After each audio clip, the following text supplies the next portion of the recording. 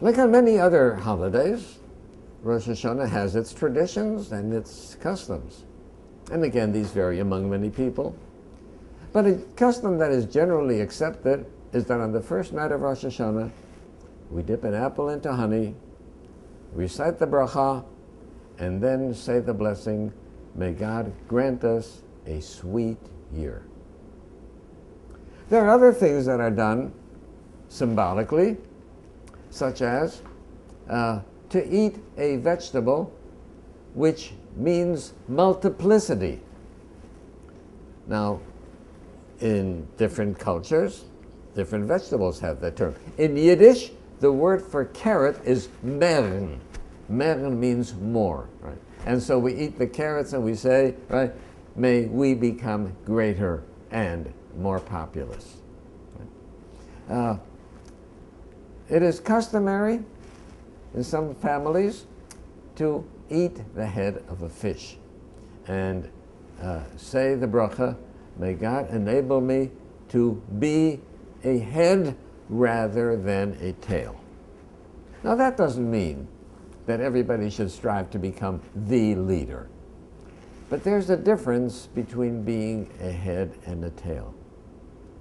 If we allow our peers and the culture around us to dictate what we should do, then someone else is the leader and we follow blindly, just like the tail drags along with the rest of the animal.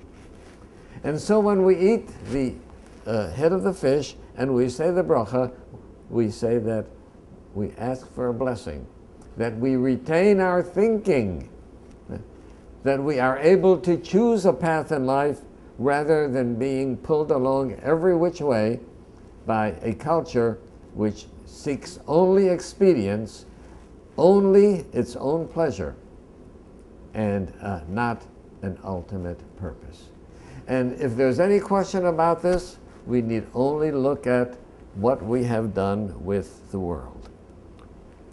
God put Adam in the Garden of Eden, and the Midrash says that he said to Adam, look at all of these beautiful trees. Look at all of this beautiful vegetation. I created this all for you.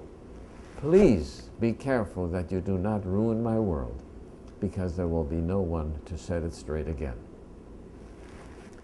So what has mankind done with the world? In order to satisfy our needs and to satisfy perhaps our greed, we have destroyed the tropical forests. We've destroyed animal habitats. We've let animals go extinct. We've polluted the air. We've polluted the water.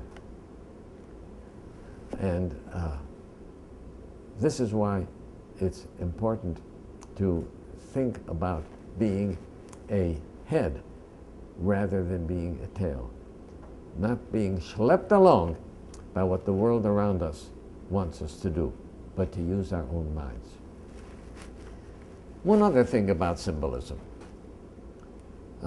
We could say, bless us with a sweet year, without using an apple and honey. What's the purpose of the symbol? And I believe that one of the reasons is to teach us that actions, things that we do, can create feelings. So, it's a mitzvah to be happy.